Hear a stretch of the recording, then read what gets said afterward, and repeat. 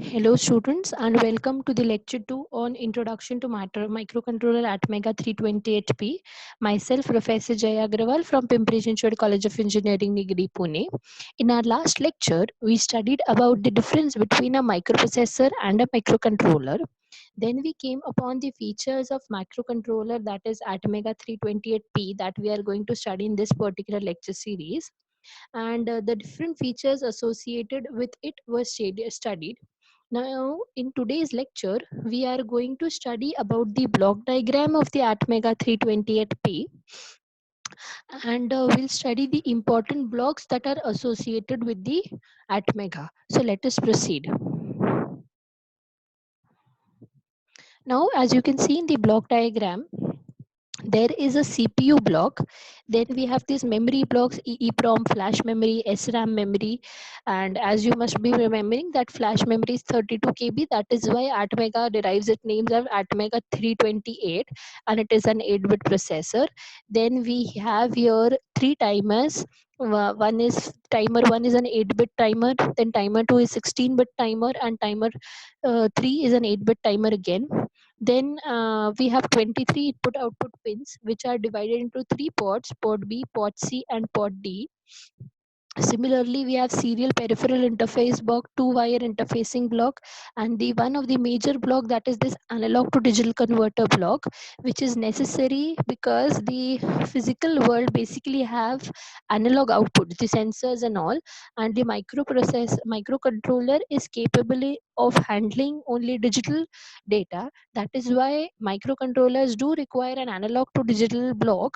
So we'll be studying about this block in detail in our upcoming lectures. These are three important pins related to this analog digital converter. And also we have a watchdog oscillator, watchdog timer, and an oscillator circuit for the clock generation as well. So let us proceed with the important blocks associated with this block diagram. So first we'll start with the CPU. Now, the main function of the CPU is to ensure correct program execution. Correct program execution means whatever task is being assigned to the microcontroller has to be the CPU ensures that it is done properly. So the CPU is the so if it is assigned the task to to ensure the correct execution of the program, it must be able to access memories as well as perform calculations and control peripherals and handle interrupts. Now, since as you can see in this block diagram, there is one arithmetical logical unit. Arithmetical logical unit performs the arithmetical operations, and wherever there are operations involved, obviously you need registers. So in this microcontroller, we have 32 general purpose registers, as well as the CPU looks upon the controlling of the peripheral devices. Peripheral devices means, for example, whatever, if you want to control an LED on off, or suppose we have to print some data on the LCD, or we have to control the speed of a motor. So everything is taken care by this particular CPU. It also handle interrupts. Now, interrupts is a very important parameter or very important feature of Atmega. We'll see further in the upcoming lectures. And then we have this all analog comparator, watchdog timers, SPI unit and all. The major focus that we'll keep is on this arithmetical logical unit, the general purpose registers, the program counter, the instruction register and decoder, and one more important register. We'll see what it is. So first let us proceed about the what is this 32 general purpose registers. Now the microcontroller has 32 registers, 32 8-bit registers. Now what does this mean? Let us take an example that you have a copy or notebook, whatever you call, of a 32 pages, and each page has 8 lines, or 8 bits can be written on that particular page. So that means the content or the total number of memory that can be written in your notebook is 32 into 8. So if similarly in a microcontroller, you have 32 registers, and each register is of 8 bit. Now, why this registers required? Obviously, where programming or controlling or calculation part is required, registers will be used to for mapping, for storing the addresses and all. So in this way, there are 32 registers. As you can see in the diagram, the numbering starts from register 0 and ends at register 31. So there are 32 registers. The some At some places it may be possible that 8-bit memory space is not enough for the address locations and all. So at that time, what is done is, or else for the same, some provision is provided that the last 6 registers are combined in pair of 3. That means we have X register, which is made of register 26 and 27. We have Y register, which is made by joining register 28 and 29. We have Z register, which is made by joining register 30 and 31. So if we can see, you can see that this X register now becomes of complete 16-bit register. Y register is again 16-bit, and this register is also 16-bit. These registers are used for indirect addressing mode and many other, maybe for automatic increment and decrement of functions. So this was one block related to the CPU part. The CPU is present in the we started with the block diagram of ATmega. The main part was that CPU. In that CPU you have registers, you have 32 registers. Out of these 32 registers, we have 3 pairs of registers to form a 16-bit registers. Now let us come to the next, that is an arithmetical logical unit. As you all must be knowing that from the name itself, it suggests that this particular unit is responsible for carrying out arithmetical and logical operation. That means multiplication, subtraction, and all.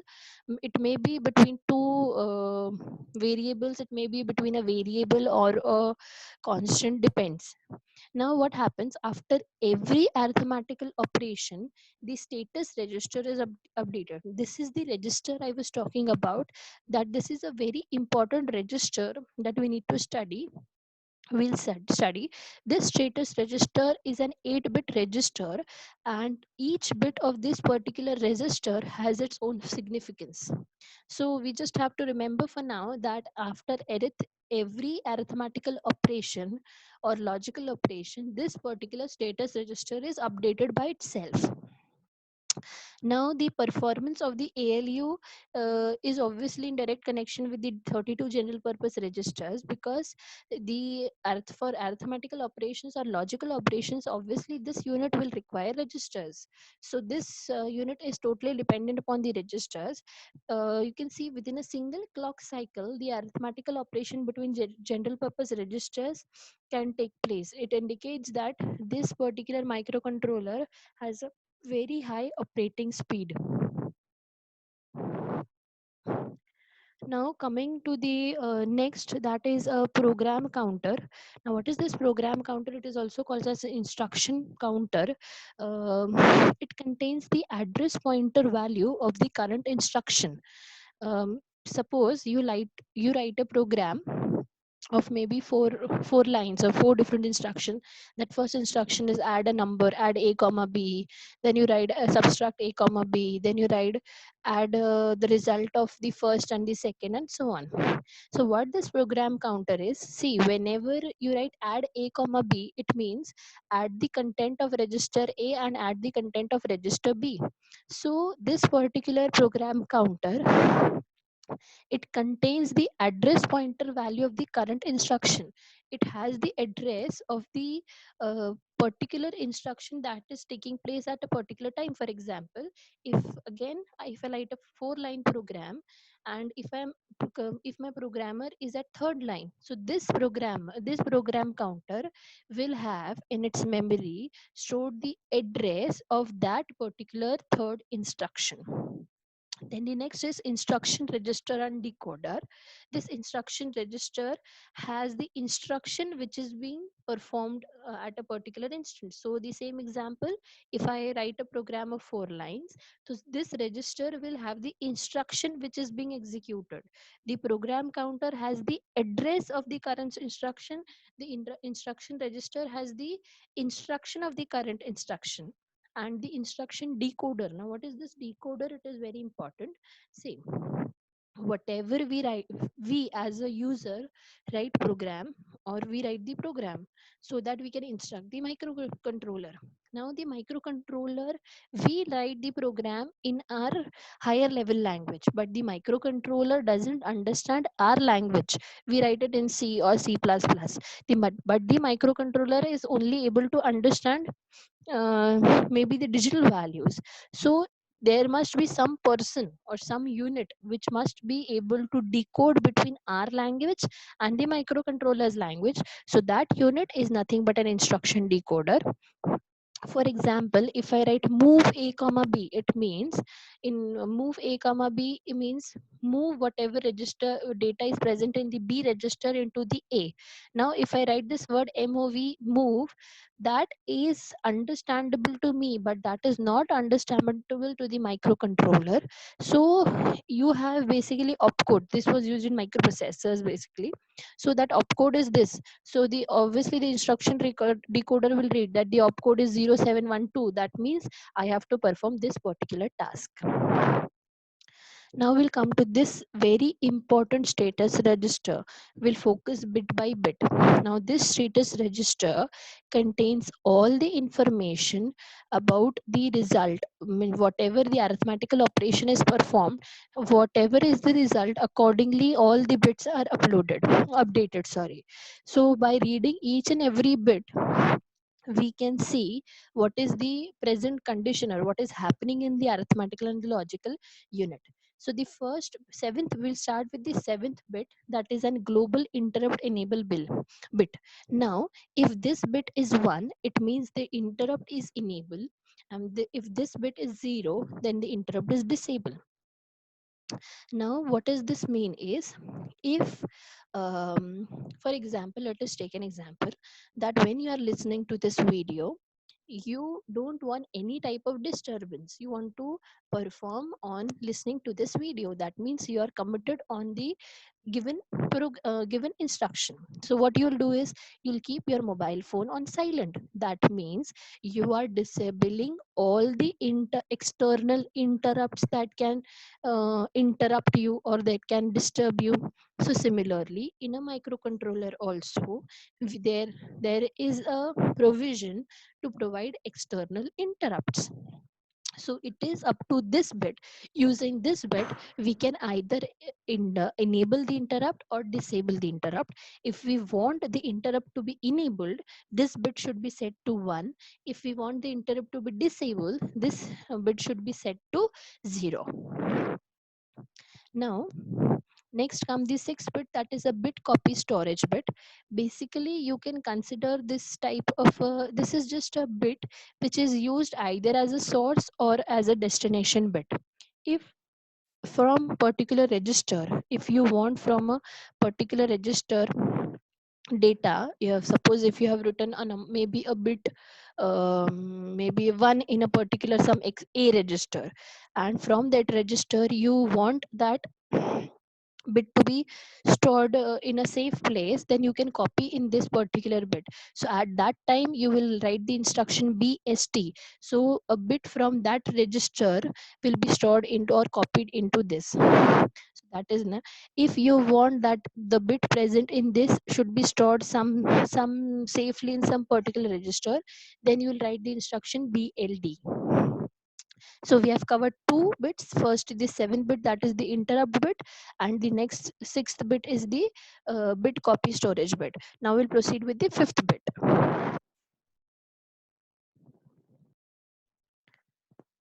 Now coming to the 5th bit, that is a half carry flag indicating bit. Now what is this half carry? See, whenever we perform arithmetical operation, there is a possibility that half carry is generated. Let us take an example that we add two numbers. Now these two numbers, obviously the addition will take place in digital value, and since this is an 8-bit microcontroller, suppose let us say I have to add 3 plus 4. 3 is an decimal value, 4 is a decimal value.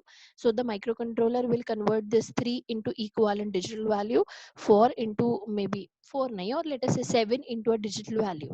Now, when it is adding this 3 and 7 in the form of digital, see that 3 will be written in the form of 8 bits, 7 will be written in the form of 8 bits.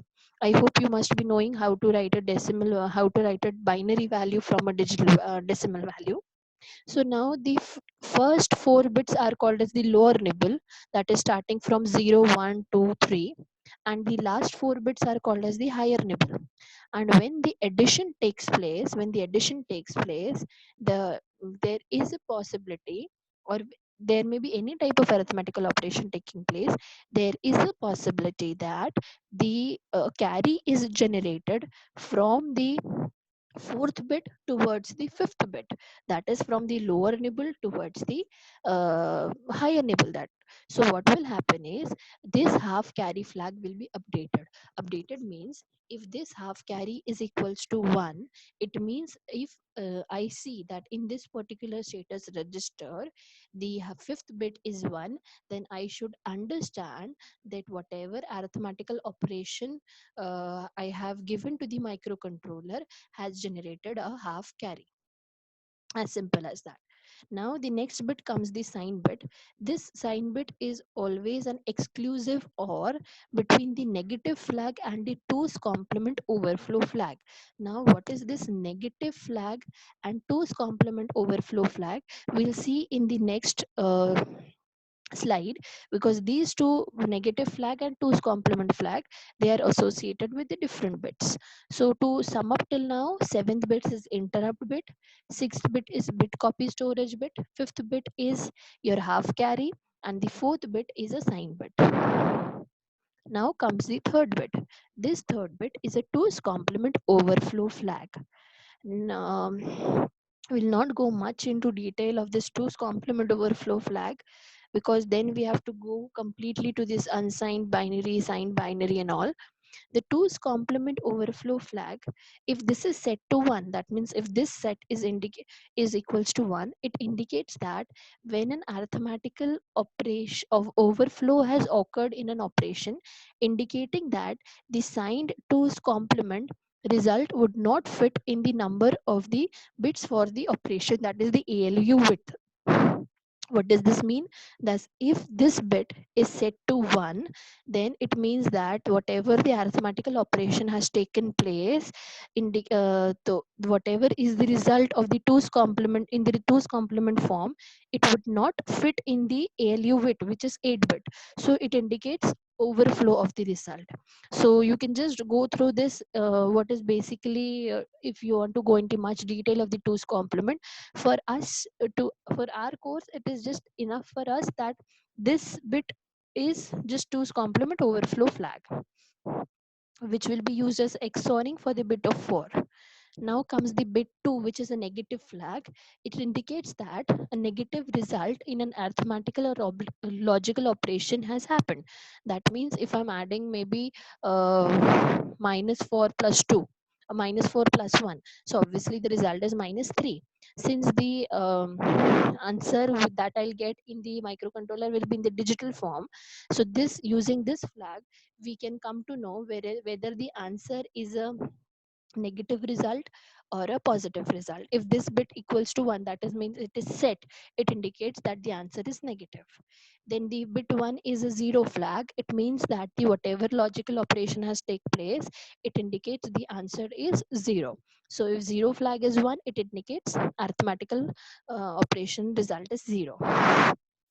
Then the last is carry flag. It means that the whatever arithmetical or logical operation you have done, or the UNI, the microcontroller has done, so the carry is generated from the 8th bit towards that is the most significant bit. So carry is generated from the 8th bit. So that is half carry flag. So we'll stop here now. So summarizing just what we have studied in today's lecture.